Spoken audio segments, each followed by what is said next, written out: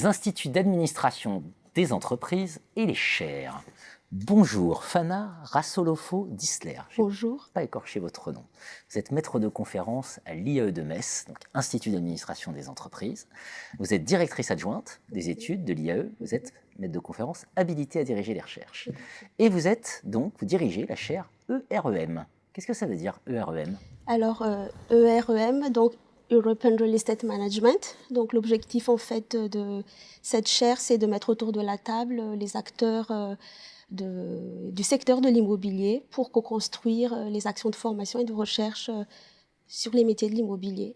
Donc, c'est une chaire qui réunit les entreprises, les collectivités territoriales et l'université, ici donc l'Université de Lorraine, à travers sa composante, l'IAE de Metz. J'ai introduit par les chaires, parce que c'est un point important, les chaires. C'est ce qui permet de créer des relations avec le monde des entreprises, d'obtenir des financements, tout à accessoirement. Ça ne tombe pas du ciel. Non, ça ne tombe pas du ciel. L'IAE de Metz, c'est 2004. C'est ça? Non, en fait, la chaire a été créée en 2018. Oui, mais nous avons licence. Tout à fait. Donc, nous avons une filière de formation métier de l'immobilier qui existe depuis maintenant une quinzaine d'années. Donc, une licence qui a été créée en 2004 et un master qui a été créé en 2011.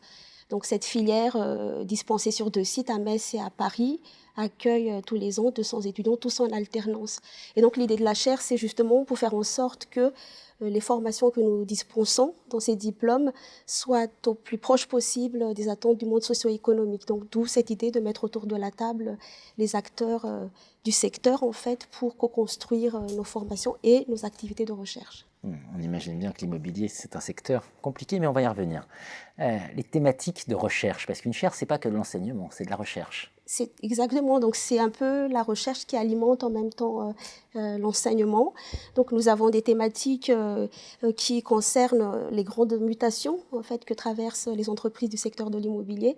Et je pense notamment à l'évolution du cadre juridique qui a vraiment bouleversé profondément les métiers de l'immobilier, notamment avec la loi Allure en 2014 et la loi Elan l'année dernière. Et en parallèle de cela, en fait, il y a également les nouvelles technologies qui viennent aussi perturber. Les PropTech. Exactement, les PropTech, donc pour dire Property Technology, et qui viennent quelque part ubériser les métiers, désintermédiariser, et qui conduit à un risque aussi de disparition de certains métiers. Donc face à cette évolution-là, donc notre idée c'est d'accompagner les entreprises à travers des travaux de thèse. Nous avons notamment une thèse sur la digitalisation des métiers de l'immobilier, financée par la Fédération nationale de l'immobilier, et qui permet justement de favoriser cet accompagnement des entreprises. Vous sentez chez les acteurs un peu de panique? Oui, beaucoup de sur panique. Le secteur, ouais. Tout à fait, beaucoup de panique. panique. Pas des petits sujets, ça. Hein, non, du tout.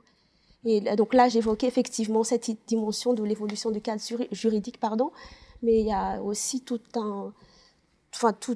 une réflexion à mener également, par exemple, sur la dimension écologique qui intéresse beaucoup aussi les acteurs de l'immobilier, puisque là, comme on le sait, ça a été dit à maintes reprises, le bâtiment, c'est le premier consommateur d'énergie, en France notamment, et pas qu'en France, mais d'ailleurs dans les pays nous menons aussi nos réflexions. Et donc, premier consommateur d'énergie veut dire premier pollueur aussi, donc il y a aussi des réflexions à mener dans la manière de construire les bâtiments, dans la manière de les habiter et dans la manière de les gérer. Bien sûr. Une chaire européenne. Et en particulier France, Luxembourg, Allemagne, Belgique. Tout à fait. Ça, c'est passionnant.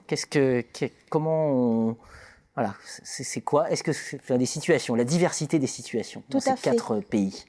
En fait, pourquoi ces 4 pays? Parce que Metz est situé donc au centre de la grande région qui regroupe ces 4 pays.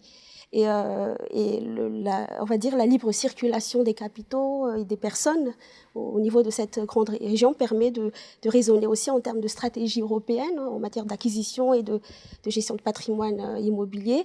Mais sauf que les règles ne sont pas les mêmes d'un pays à l'autre. Par exemple, en France, nous avons la réputation d'avoir un cadre juridique complexe, peu flexible, alors qu'au Luxembourg, c'est l'inverse, c'est très souple et aussi il y a toute l'attractivité fiscale que propose le Luxembourg que nous n'avons pas. Donc, en fait, l'idée, c'est encore une fois, pas de changer les règles, mais de bien les comprendre, de bien les appréhender aussi, de permettre aux entreprises d'y trouver une source d'avantages concurrentiels, de capitalisation, d'expérience, de connaissances et d'apprentissage, en fait.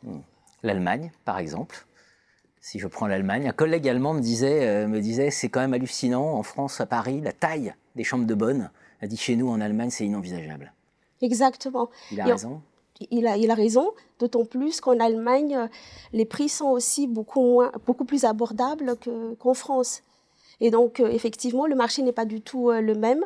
Et nous, par exemple, dans la formation de nos futurs administrateurs de biens ou de gestionnaires de patrimoine, nous intégrons vraiment cette diversité-là, autant au niveau des marchés, mais aussi au niveau des cadres juridiques, au niveau technique et aussi au niveau, on va dire, beaucoup plus culturel.